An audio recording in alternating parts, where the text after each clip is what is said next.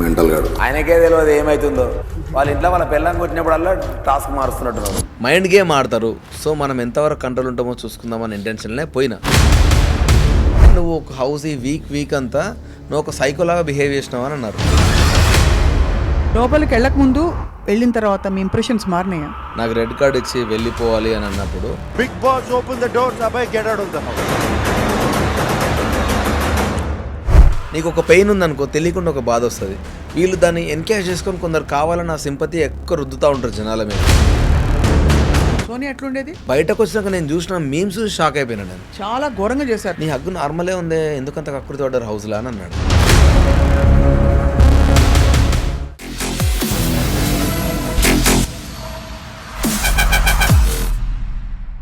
Welcome to this special candid conversation exclusively on I dream.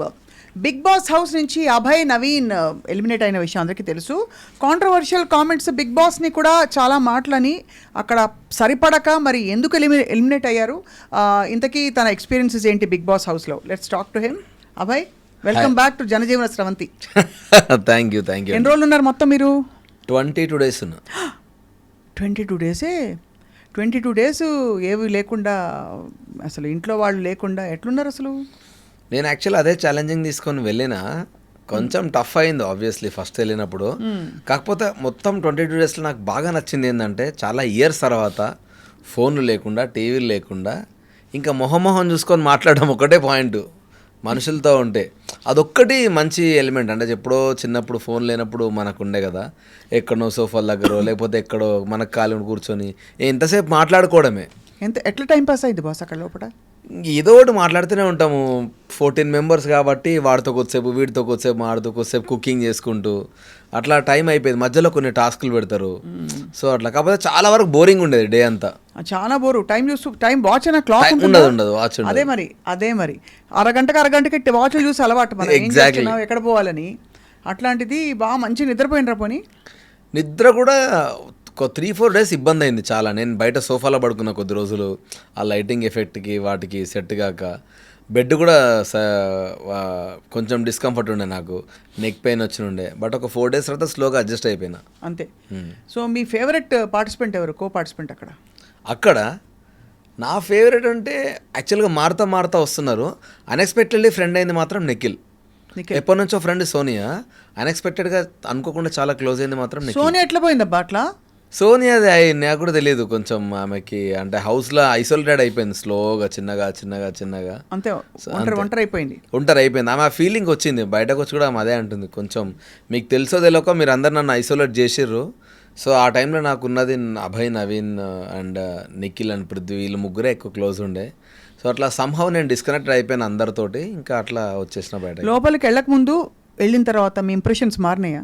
అంటే ఒకటి, నేను ఒకటే రీజన్తో వెళ్ళిన Bigg Boss. Good or bad పక్కన పెడితే మైండ్ గేమ్ ఆడతారు. సో మనం ఎంతవరకు కంట్రోల్ ఉంటామో చూసుకుందామని ఇంటెన్షన్లే పోయినా.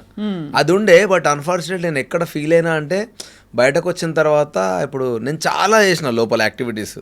బట్ మేబీ ఆ 1 hourలో పట్టలేదా, ఫిట్ అయినా పక్కన పెడితే మా ఇంట్లోనే షాక్ అయ్యారు. నువ్వు నాకు జనరల్గా నువ్వు ఇట్లా ఉండవు, హైపర్ ఉంటావు, అందరితో మాట్లాడుతూ ఉంటావు కదరా, నువ్వు ఎప్పుడు చూసినా సోఫాలనే కనబడుతున్నావు నాకు అని కొన్ని క్వశ్చన్ చేసిర్రు. ఒరే బాబు, నేను సోఫాలో ఉంటే అంతమంది నాతో ఎందుకు క్లోజ్ అవుతారా? ఒకటే దగ్గర కూర్చుంటే హౌస్ అంతా నాకు ఫ్రెండ్స్ అయ్యారు, హౌస్ అంతా నన్ను ఇష్టపడ్డారంటే డెఫినెట్లీ అందరితో నేను equal amount of time spend చేసిన. అన్ఫార్చునేట్లీ అవి రాలేదు బయటకి. బిగ్ బాస్ ఎందుకు బాస్ తిట్టారు మీరు? సో తిట్టిర్రంటే అది ఇప్పుడు బిగ్ బాస్ అనేది షో గురించి, అది ఒక షో. సో నేను దాన్ని ఒక క్యారెక్టర్లా క్రియేట్ చేసుకొని నేను జోక్స్ వేస్తాడం ఫస్ట్ నుంచి స్టార్ట్ చేసిన. ఇప్పుడు మనకి జనరల్లీ మనకు సర్కాజం ఎక్కువ ఉంటుంది, మనం మాట్లాడుతూ ఉన్నాం నా స్టైల్లో.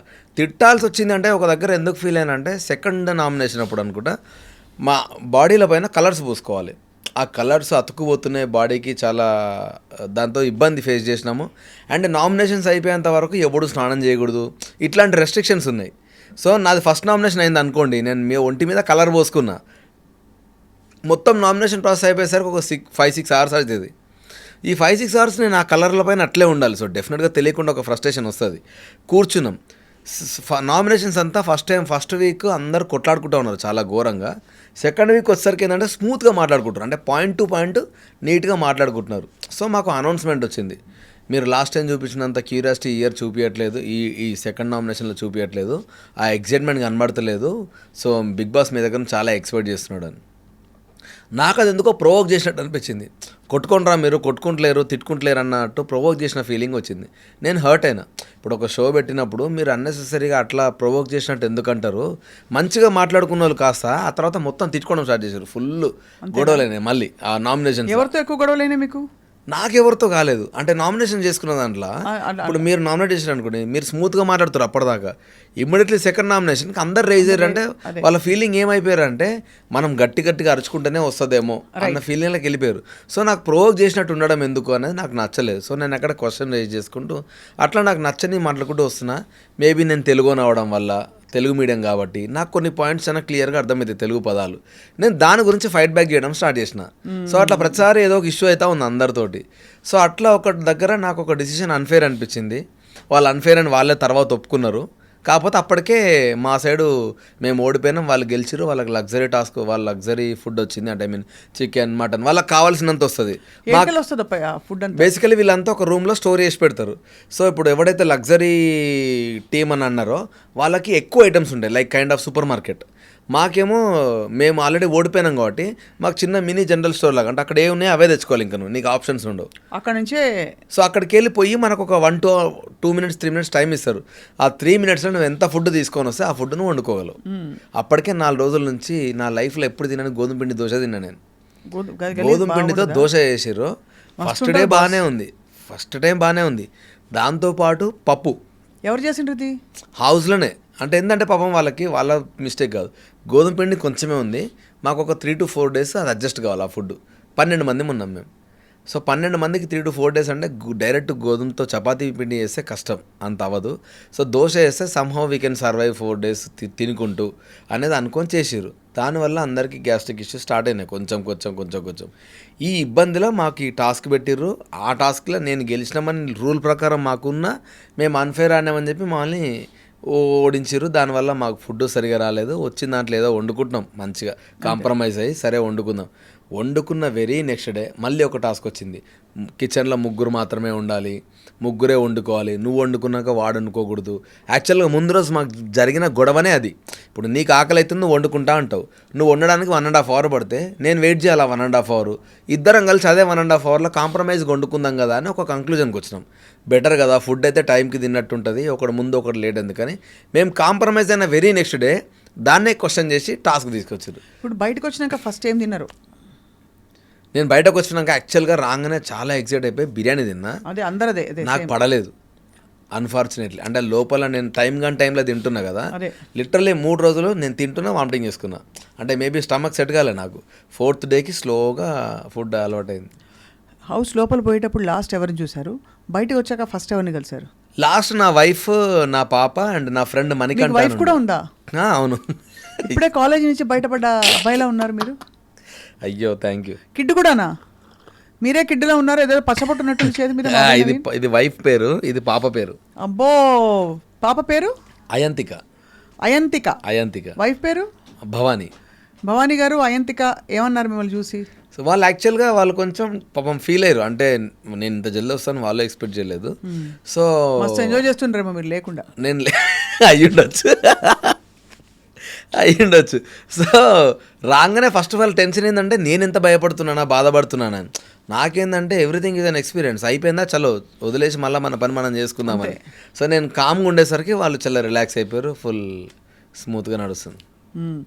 ఎవరు ఎక్స్పెక్ట్ చేయలేదు మీరు అంత తొందరగా బయటకు వస్తారని? అవును, ఎక్స్పెక్ట్ చేయలేదు. పీపుల్ ఏదో ఉంటారనుకున్నా. శేఖర్ భాష ఎందుకు పోయిండు?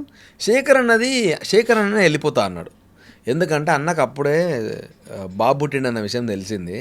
ఆ ముందు 3 రోజులే అన్న పాపం చాలా డౌన్ అయిపోయింది. ఎట్లా అంటే ఏదో టాస్క్లో మేము సరిగా ఆడట్లే అని నన్ను కన్ఫెషన్ రూమ్కి పిలిచి నాకు ఇది కాదు ఇట్లా ఆడాలి టాస్క్ అని బిగ్ బాస్ రూల్స్ చెప్తున్నాడు. శేఖర్ అన్న పాపం నా రూమ్ బయట తిరుగుతూ ఉన్నాడు అటు ఇటు. ఆయన ఏమనుకున్నాడు, వైఫ్ది డెలివరీ ఆ టైంలోనే ఉండే. సో ఏమో దాని గురించి ఏమైనా న్యూస్ వచ్చిందేమో అని టెన్షన్ పడుతున్నాడు. సో ఫుడ్ సరిగా తినలేదు, మొత్తం డౌన్ అయిపోయాడు. ఎగ్జాక్ట్లీ బక్కప్రాణి. పాపం మా అన్న జనరల్గా మనుషులు తినే ఫుడ్ తినడు. అన్న ఓన్లీ పచ్చి కూరగాయలే తింటాడు. సడన్గా వచ్చి బీరకాయ తినుకుంటూ వెళ్ళిపోతూ ఉంటాడు. సొరకాయ అంటే అన్ని పచ్చే తింటాడు అన్న. నేను అసలు ఎక్స్పెక్ట్ చేయండి ఏం తెలుసా, కాఫీతో బ్లాక్ కాఫీ అంటారు కదా, దాంట్లో లెమన్ వేసి పసుపు వేసి కొత్తిమీర వేసి తాగిన ఒకే ఒక క్యాండిడేట్ శేఖర్ అన్న ఒక్కడే. శేఖర్ అన్న నాకు ఎప్పటి నుంచి తెలుసు అంటే 2006 నుంచి తెలుసు. సో నేను చూశాను ఎలా తింటాడో. అండ్ అందుకే విచిత్రంగా ఆ బ్రెయిన్కి ఆలోచనలు ఎట్లా వస్తాయంటే అట్లే వస్తాయి మేబీ అవన్నీ తిని. సో అప్పుడు అన్న మా అందరికి ఇండివిజువల్ కంటెస్టెంట్ దగ్గరికి వెళ్ళి నేను వెళ్ళిపోతానా, నాకు ఉండబుద్ధి అవ్వట్లేదు, నేను ఇప్పుడు వైఫ్ దగ్గర ఉండడం చాలా అవసరం నేను తన దగ్గర అని అన్న ఫీల్ అయ్యిండు. సో లక్కీలీ మాకే ఛాన్స్ వచ్చింది, హౌస్ మేట్సే డిసిషన్ తీసుకోవాలని. సో ఆయన అంతగానం వెళ్ళిపోతా అన్నప్పుడు ఇక్కడ ఉన్నా కూడా ఉండలేడని మేము అందరం పంపించాల్సి వచ్చింది. అవునవును, ఉండవు అసలు. బిగ్ బాస్ హౌస్ చూస్తేనే ముందు అసలు టెన్షన్ వస్తుంది. ఉంటారు లోపల, ఫోన్ లేదు, టీవీ లేదు, ప్రపంచంతో కట్ ఆఫ్, టైం తెలీదు. ఇంకా సరే ఏమనుకోదు అడుగుతున్నాను, బాత్రూమ్స్ ఉంటాయి లోపల? ఉంటాయి. యాక్చువల్గా ఏంటంటే స్నానానికి 2 ఉంటాయి అండ్ వాష్రూమ్స్ 2 ఉంటాయి. సో అంతే, 14 మెంబర్స్ నుంచి ఇంకా ఎంతమంది వచ్చినా అంతే. ఎవరు క్లీన్ చేస్తారు అవన్నీ? క్లీన్ ఏంటంటే యాక్చువల్గా ఇప్పుడు టాస్క్స్ పెడతా ఉంటారు కదా, ఓడిపోయిన వాళ్ళకి అసైన్ చేస్తూ ఉంటారు. సో మేము ఉన్నన్ని రోజులు ఫస్ట్ 2 వీక్స్ మా ఆపోజిట్ టీం వాళ్ళు చేసారు, నేను ఎలిమినేట్ అయిన 1 వీక్ అంతా మేము చేసినాం. అసలు బిగ్ బాస్లో విన్నర్ ఏ ప్రాతిపదికన విన్ అవుతారు? అంటే ఈ నాన్ సెన్స్ అంతా తట్టుకుంటూ ఉన్నవాళ్ళు అంతేనా? ఎగ్జాక్ట్లీ. కాకపోతే ఒకటి ఏంటంటే చాలామంది తెలివిగా ఏం చేస్తారు అంటే సింపతి డ్రామాలు ఆడి పబ్లిక్ దగ్గర ఒక చిన్న అది గెయిన్ చేస్తూ ఉంటారు. అన్ఫార్చునేట్లీ అది కూడా ఒక రీజన్ అవుతుంది గెలవడానికి. కానీ అసలు అవన్నీ లేకుండా హానెస్ట్గా ఆడి మాత్రం ఎవరు గెలుస్తలేరు. ఏదో ఒక హానెస్ట్గా ఆడడం అంటే ఏంటి ఇందులో? హానెస్టీ అంటే మనం అక్కడికి వెళ్ళింది దేనికి, నాకు ఫ్లాష్ బ్యాక్ ఇది, నాకు ఈ బాధలు ఉన్నాయి, నాకు ఈ అప్పులు ఉన్నాయి, దీని గురించి కాదు. వెళ్ళినామా, టాస్క్ పెట్టిండా, అక్కడ నువ్వు ఎట్లున్నావు, నీ ఇండివిజువల్ పర్సనాలిటీ ఎట్లుంది, వాళ్ళు ఇచ్చిన గేమ్ నువ్వు ఎట్లా ఆడుతున్నావు, దాన్ని బట్టి ఆడియన్స్ ఓటింగ్ చేయాలి. ఎండ్ ఆఫ్ ద డే మనిషి అనేటోనికి కొంచెమైనా బాధ అంటే నీకు ఒక పెయిన్ ఉందనుకో, తెలియకుండా ఒక బాధ వస్తుంది. వీళ్ళు దాన్ని ఎన్కేజ్ చేసుకొని కొందరు కావాలని ఆ సింపతి ఎక్కువ రుద్దుతూ ఉంటారు జనాల మీదకి. అవును. సో అట్లా కొందరు స్టిల్ హౌస్లో బయటకు వచ్చినప్పుడు నన్ను, అరే నువ్వు ఆడినావు, మిగతా 2-3 ఎందుకున్నారో మాకు తెలియదురా అని మమ్మల్ని అడుగుతూ ఉంటారు. ఎందుకంటే వాళ్ళ గేమ్ వాళ్ళు చూడలేదు, ఓన్లీ ఎమోషనల్ బ్యాగేజ్ మీద కొందరు సర్వైవ్ అవుతూ ఉన్నారు. సో అట్లా ప్రతి సీజన్లో ఎవడో కూడా అట్లా సర్వైవ్ అవుతూ వస్తున్నారు. అవన్నీ ఉండకూడదని నా ఫీలింగ్.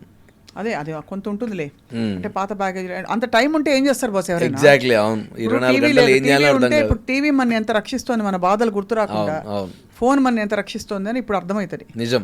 అసలు యాక్చువల్లీ ఒక టెస్ట్, ఇప్పుడు విపశ్యన మెడిటేషన్కి వెళ్తాను తెలుసు కదా, విపశ్యన 10 days వెళ్తారు.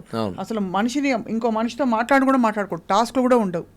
జస్ట్ ఇమాజిన్, మీకు ఫోన్ ఉండదు, టీవీ ఉండదు, ప్రపంచంతో కట్ ఆఫ్, వెళ్ళి ధ్యానం చేసుకుంటూ కూర్చోవాలి. అది ఇంకా కష్టం లేని అది బిగ్గెస్ట్ బాస్. అది నేను మాట్లాడకుండా నాతో అసలు కాదు. నాకు కూడా అదే సేమ్ ప్రాబ్లం. అందుకే నేను అక్కడికి ఎవరో వెళ్ళమంటే చెప్పాను, అదొక్కటి నన్ను ప్లీజ్, నేను మాట్లాడకుండా ఉండలేను.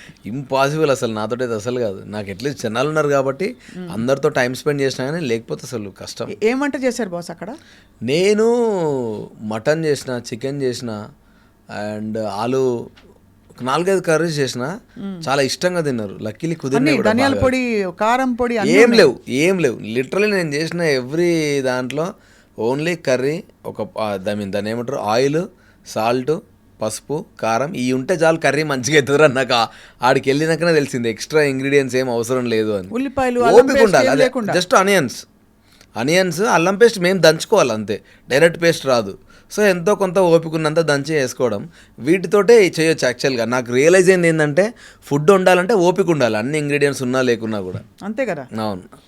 సో ఆ విధంగా అయితే మీరు ముందరకెళ్ళి అందరినీ మీరు రఫాడిచ్చి అందరి మనసులు, మీకు బెస్ట్ కాంప్లిమెంట్ ఏమందింది అభయ్ నవీన్? బెస్ట్ కాంప్లిమెంట్ అంటే ఒక పర్టికులర్ మూమెంట్ అని లేదు, బట్ ఎగ్జాక్ట్లీ నేను బయటకు వస్తున్నప్పుడు ఆ మూమెంట్ నాకు బాగా నచ్చింది. ఏంటంటే నాకు రెడ్ కార్డ్ ఇచ్చి వెళ్ళిపోవాలి అని అన్నప్పుడు 11 మెంబర్స్ నా గురించి బాధపడ్డారు, 11 మెంబర్స్ నా గురించి ఫైట్ చేసినారు. అంటే రిక్వెస్ట్ చేశారు, ఆయన ఉండాలి, తను చాలా డిజర్వింగ్ హౌస్. మిమ్మల్ని బదులు ఎవరు పంపించాలని ఏమో అది నాకు తెలియదు, బట్ నాకు రెడ్ కార్డ్ ఇచ్చినప్పుడు ఇంకో క్యాండిడేట్ లేరు నాతో పాటు. ఇంకో క్యాండిడేట్ లేడు. సో వాళ్ళు సంభవం ఏంటంటే వాళ్ళ మిస్టేక్స్ కూడా చెప్పారు. తనొక్కడే కాదు, మేము కూడా మిస్టేక్స్ చేసినాము, దానికో పంపేయడం కాదు, తను డెఫినెట్లీ హౌస్లో అయితే ఉండాలి అని చెప్పేసి అందరూ ఫైట్ చేసిన మూమెంట్ నాకు బాగా నచ్చింది కదా. ఎవరు ఎక్స్పెక్ట్ చేయలేదు మీకు రెడ్ కార్డ్ వస్తుంది? అవును. మళ్ళీ మీకు వైల్డ్ కార్డ్ ఎంట్రీ వస్తుందా? తెలీదండి అది. అంటే అట్లా కూడా ఉంటుందా? అట్లా ఇప్పటివరకు అయితే ఒక 2-3 సీజన్స్లో మాత్రమే చేశారు అవుట్ ఆఫ్ 7 seasons. రీఎంట్రీ అనేది చాలా తక్కువ, 2-3 seasonsలో చేసినారు. సో ఈసారి చేస్తారా లేదా ఐడియా లేదు. మరి ఇన్ని రోజులు మీరు వర్క్కి దూరంగా ఉన్నారు కదా, సినిమా రోల్స్ మిగతా స్టాండప్ కామెడీలు అవన్నీ ఏమయ్యాయి? ఇప్పుడు స్టార్ట్ చేయాలి మళ్ళీ. యాక్చువల్లీ నేను ఇప్పుడే వచ్చినా కదా, స్లోగా ఫోన్స్ వస్తూ ఉన్నాయి.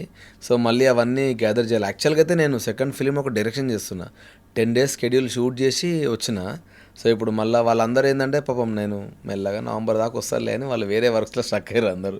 సో వాళ్ళందరినీ మళ్ళీ అసెంబుల్ చేసి స్టార్ట్ చేయాలి షూట్. ఇప్పుడు మీరు లోపల ఉన్నప్పుడు బయట మిమ్మల్ని సపోజ్ మీ ఆవిడ మిమ్మల్ని తెగ మిస్ అయిపోయి బాధపడిపోతూ మీకు ఫోన్ చేయాలంటే కుదరదు కదా? ఆప్షన్ లేదు, ఫోన్ అసలు రాదు. ఇంకా అసలు ఎట్టి పరిస్థితుల్లో అస్సలు రాదు. ప్రొడ్యూసర్ గారికి చెప్పి ప్లీజ్ మా ఆయనకు చెప్పండి, నేను ఆయనతో చచ్చిపోతున్నా, ఆయన చూడలేక. మీరు ఎంత స్ట్రిక్ట్ ఉంటారంటే వాళ్ళు, మీరు అట్లీస్ట్ వాళ్ళు నన్ను మిస్ అవుతున్నాను ఏదైనా మెసేజ్ పంపిద్దాం అనుకున్నా కూడా అది వాళ్ళు స్క్రూటినీ చేసి వాళ్ళకి ఇది మిస్టేక్, ఇదేదో కావాలని వాళ్ళ సైడ్ నుంచి మెసేజ్ వెళ్తుందంటే అది ఆపేస్తారు అక్కడ మన దగ్గర రానియకుండా. సో డెఫినెట్లీ ఫ్యామిలీతో కనెక్షన్ కంప్లీట్లీ కట్టు. మీరు వెళ్ళిపోవాలంటే వెళ్ళిపోవచ్చు ఎనీ టైం. అట్లుండదు. మనం వెళ్ళిపోవాలనుకుంటే వాళ్ళ రూల్స్ ప్రకారం మనం ఎంతో డబ్బులు కట్టి వెళ్ళాలి ఇన్ రిటర్న్. ఇది పిలిచి కొట్టించుకోవడం అంటే సారీ ఏమనుకోకండి కానీ నేను సచ్చిన పోను. ఫ్రీడమ్ని తీసేసేది ఏది కూడా.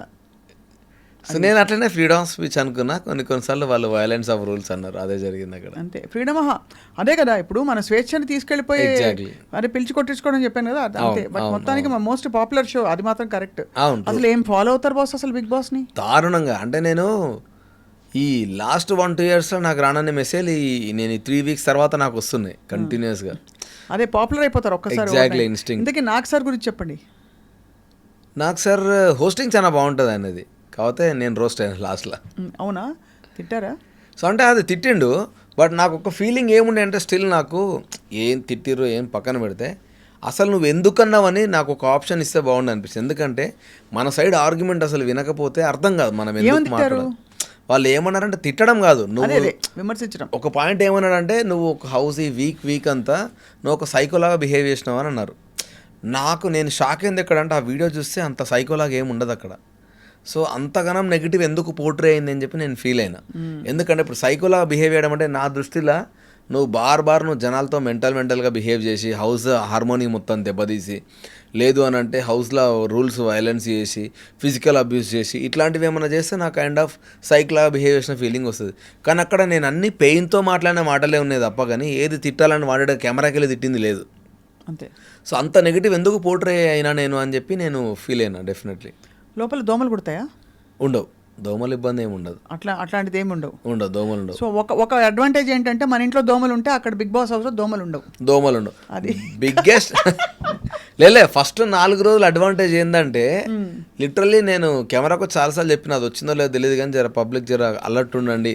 ఘోరంగా వర్షాలు పడ్డాయి. మేము వెళ్ళిన రోజు నుంచి షో స్టార్ట్ అయిన రోజు నుంచి 4 రోజులు వరుసగా దారుణమైన వర్షాలు. బయట ఉంటే మనకు తెలుసు హైదరాబాద్లో ఇప్పుడు ఎట్లా ఉంటాయి రోడ్స్, వాటి వల్ల చాలామంది ఇబ్బంది పడుతూ ఉంటారు కదా. ఆ రకంగా మేము సేఫ్, ఎందుకంటే మేము చాలా కంఫర్టబుల్ జోన్లో ఉన్నాం.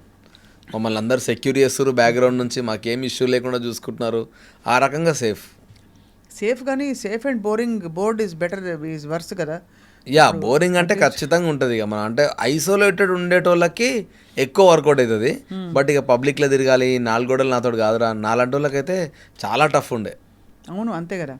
ఇప్పుడు ఎన్ని రోజులు వర్క్ చేస్తారు అబ్బాయి మీరు పర్ మంత్? మామూలుగా పర్ మంత్ నేను ఒక 10 to 15 days ఈజీగా. ఏమేమి చేస్తారు ఇప్పుడు ప్రాజెక్ట్స్? ఇప్పుడు నేను ప్రస్తుతానికి ఏం చేయట్లేదు, ఎందుకంటే డైరెక్షన్ చేయడం వల్ల హోల్డ్ చేసిన. దానికి ముందు చాలా సినిమాలు చేసిన. ఇప్పుడు విజయ్ దేవరకొండ సినిమా చేసిన, ఇంకో 2-3 కొత్త హీరోల ఫిలిమ్స్ చేసిన, అండ్ కొన్ని డిస్కషన్స్లో ఉన్నాయి. బట్ నేను ఈ డైరెక్షన్ స్టార్ట్ చేసినప్పటి నుంచి కొంచెం ఇది ఫినిష్ చేసిన తర్వాత. సినిమా ఏంటిది? ఏది డైరెక్షన్ చేసేదా? లైఫ్ ఆఫ్ రామ్ అని ఒకటి రామ్కామ్ డైరెక్షన్ చేస్తున్నా. రామ్కామ్. హీరోయిన్ అంటే హీరో నేనే చేస్తున్నా, హీరోయిన్ కొత్త అమ్మాయి. నేను అడగబోయాను హీరోయిన్ అవకాశాలు ఏమైనా ఉంటాయని, బట్ నా కోసం కాదు, తెలిసిన వాళ్ళ కోసం. డెఫినెట్గా జలక్ తిన్నారు కదా కొంచెం. అట్లేం లేదు, నేను మీ అన్నీ ఫాలో అవుతా ఉంటా కదా మీ ఇంటర్వ్యూస్ అన్నీ. సో నాకు మాట్లాడుతున్నారు పిల్లాడు కానీ కాదు. కానీ అంటే ఇది కథకు మీరే రాసుకున్నారా? స్టోరీ నేనే రాసిన. అది యాక్టింగ్ చేస్తే మీరే కింగ్, హీరో మీరే మధ్యలో ఉంటారు. డైరెక్షన్ అంటే తలకాయ నొప్పి కదా. యాక్చువల్గా నాకు గైడ్ చేయడం చాలా ఇష్టం. కమాండ్ చేసి ఒక క్రాఫ్ట్ని ముందుకు తీసుకెళ్ళడం అనేది చాలా ఇష్టం. సో నాకు అది ఫస్ట్ నుంచి ఉన్న అలవాటు. ఇప్పుడు యాక్టింగ్ అంటే జస్ట్ నా పని చేసుకొని వెళ్ళిపోవాలి. యాక్టింగ్ కంటే నేను డైరెక్షన్ ఎక్కువ ఎంజాయ్ చేయడం స్టార్ట్ చేసిన. ఎందుకంటే 24 క్రాఫ్ట్స్ మన కమాండ్లో ఉంటాయి. మనం ఒక మంచి కథ చెప్పాలంటే డైరెక్టరే మెయిన్ సోర్స్ కాబట్టి, సో నాకు ఆ ప్రాసెస్లో ఏంటంటే ఎంత వర్క్ ఉంటే అంత నేను రిలాక్స్ ఉంటా. వర్క్ లేకపోతే నాకు దమా ఖరాబ్ అవుతుంది. అంతే కదా. మరి దమక్ ఖరాబ్ అయినప్పుడు ఏం చేస్తుంటారు అంటే వర్క్ లేనప్పుడు? రాసుకుంటా ఉంటా, ఏదైనా స్టోరీస్ రాస్తూ ఉంటా. లేదు అని అంటే టీవీ చూస్తాను. 90% టీవీ ఏమైనా ఇంటర్వ్యూస్ ఎక్కువ చూస్తూ ఉంటా. ఇట్లా పెద్ద పెద్దోళ్ళే ఇప్పుడు సెలబ్రిటీస్ కానీ హూఎవర్ ఇట్ ఈస్ చాలామంది ఇంటర్వ్యూస్ వస్తూ ఉంటాయి కదా, లైఫ్ ఎక్స్పీరియన్స్ వాళ్ళందరివి. సో ఇట్లాంటివి చూస్తూ ఉంటా ఎక్కువ. దసరా పండుగ ఎట్లా చేసుకుంటారు మీరు ఇంట్లో? మా ఇంట్లో తెలంగాణ కదా మాది, మేము సిద్దిపేట కదా? సిద్దిపేట, ఎస్ సిద్దిపేట. సో మాది ఊరికెళ్ళి జంబి ఆకు తీసుకొని వచ్చి పాలపిట్టను చూసి వెళ్ళి ఇంటికి వచ్చి మంచిగా నాన్ వెజ్ వండుకొని తింటారు. ఈ మిగతా 9 days అంతా లేడీస్ బతుకమ్మ ఆడుతూ ఉంటారు అంతే. సో మొత్తం రెడీ అయ్యారు అయితే బతుకమ్మ ఆడడానికి? ఇప్పుడు రెడీ అయ్యారు మెల్లగా. బాగుంటుంది ఈ టైంలో, మంచి పని. పండగ టైం వచ్చేసారు. ఎగ్జాక్ట్లీ. బిగ్ బాస్ హౌస్ లో ఏం చేస్తారండి పండగ టైంలో? వాళ్ళు అక్కడ పండగ ఉండదు కదా వాళ్ళు. యాక్చువల్గా ఏం ఉండదు. ఎట్లుంటుంది అంటే మేబీ చిన్న గిఫ్ట్ హ్యాంపర్స్ లాగా, స్వీట్ బాక్స్ లాగా ఏవో వస్తాయి.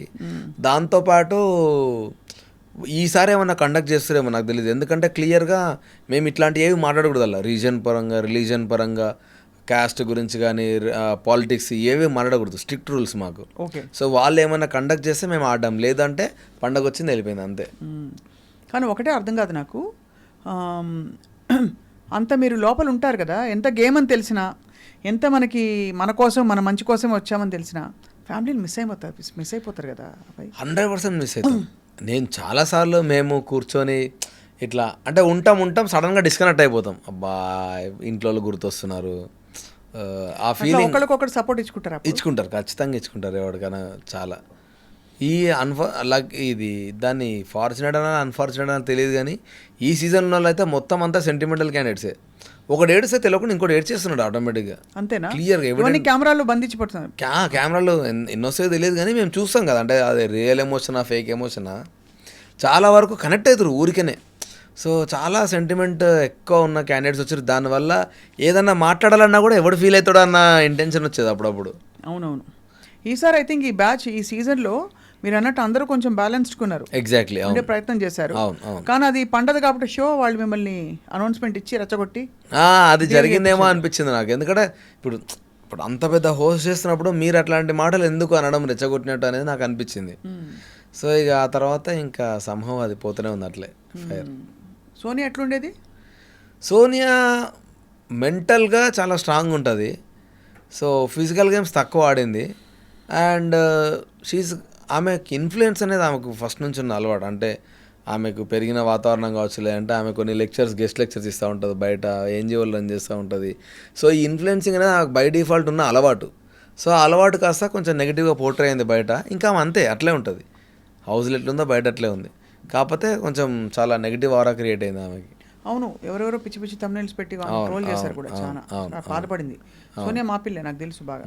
అంటే ఎందుకంటే తెలిసిన వాళ్ళకి తెలుస్తుంది. ఇప్పుడు ఇంకోటి నాకు బాధ అనిపించింది ఏంటి అంటే, స్టార్టింగ్ ఫస్ట్ 1 weekలోనే జనాలు స్లోగా దగ్గర అవుతున్నప్పుడు నువ్వెందుకు వానికి క్లోజ్ అయినావు అట్లా ఇట్లా మాట్లాడినప్పుడు సంహవ్ వాళ్ళు చెప్పేసిరు. ఎట్లా అంటే నాకు ఈమె ఒక మదర్లీ ఫిగర్ లాగా నాకు గైడ్ చేస్తూ ఉంటుందని వాడు చెప్పడము, వీడు నా అన్నలాగా లేకపోతే నా తమ్ముడిలాగా అనిపిస్తున్నాడని వాళ్ళు చెప్పడం, సోనియా చెప్పడం, ఇవన్నీ జరిగినాయి. అన్ఫార్చునేట్లీ ఈ వీడియో ప్లే అయిందా లేదా పక్కన పెడితే ఇది పాపులర్ కాలేదు.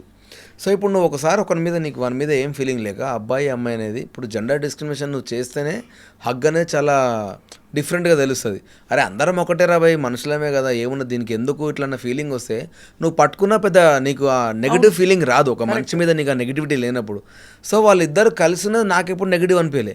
కానీ బయటకు వచ్చినాక నేను చూసిన మీమ్స్ షాక్ అయిపోయినా. నేను చాలా ఘోరంగా చేశారు, నాకు చాలా దారుణంగా చేసి కంప్లైంట్ ఇద్దాం అనుకున్నా. నాకు చాలా అసలు ఆడపిల్లలకి ఇంతేనా రక్షణ?